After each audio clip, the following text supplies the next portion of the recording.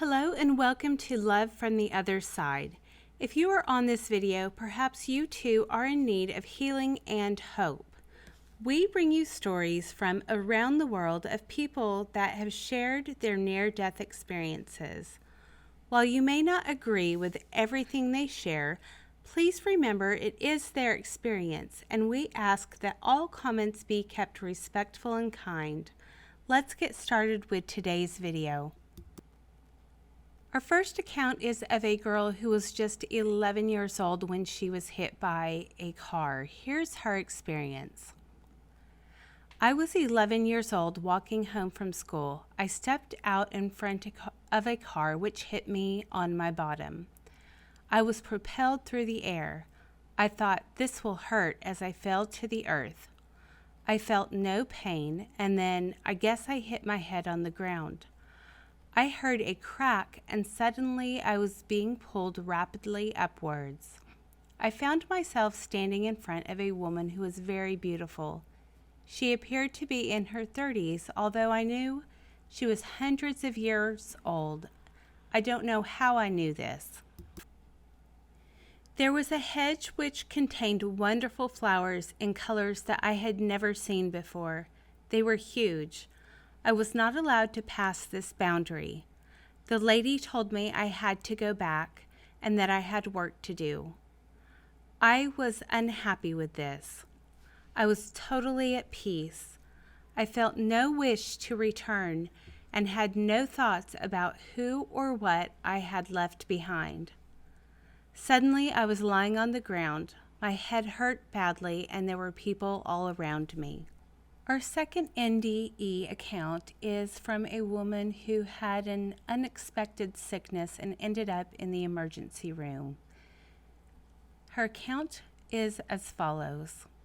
Upon my request, my husband had driven me to the ER on a Sunday afternoon due to the sudden onset of symptoms, chills, vomiting, fever, extreme headache, and physical weakness that had all progressed within an 8-hour period. I seemingly had developed an infection, source unknown, that quickly turned into sepsis. After crashing in the ER's waiting room and waking up on a stretcher in the trauma room, I remember looking at the blood pressure monitor and reading 49/28. I realized my condition was much worse than I had thought, and I was very ill. The doctor had returned to sit and be with me as I was alone at the time, and I vividly remember his strong, loving presence as he looked into my eyes, welcoming my hand to join with his. In that moment, I was very aware that I might pass on. I remember waking up in the ICU. Due to the sepsis, my body's organs began to fail. My lungs had filled with fluid and I developed pneumonia. It was also thought that I suffered a heart attack due to the life-saving drugs that were administered. I spent 12 days in the hospital, 8 days in ICU, and 4 days on a regular ward and 2 months off work recovering. Twice in a 24-hour period at the hospital, once in the ER's waiting room, and again in the ICU, I remember the same NDE with an addition of my deceased mother being present during my second NDE in the ICU. A dark oval-shaped object filled my vision with a cloud-like image appearing inside, surrounded by a thin border of light. It grew visually larger and larger in size until I found myself floating in an upright position, not standing.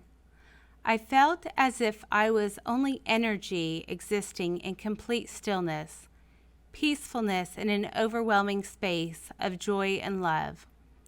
I was lost in total amazement, but feeling a little confused as I didn't expect to die at such a young age. A voice appeared. Tina, Tina, Tina, it's not your time yet, so don't worry or panic.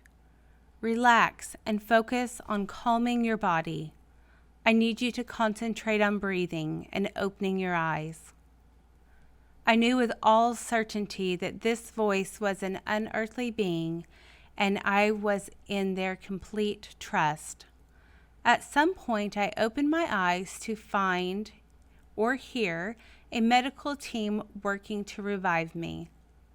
At the time of the central line being inserted into my neck, I had returned. That's it for our 2 accounts today. I hope that you enjoyed these and that it brought you peace and hope. Until next time, have a great day.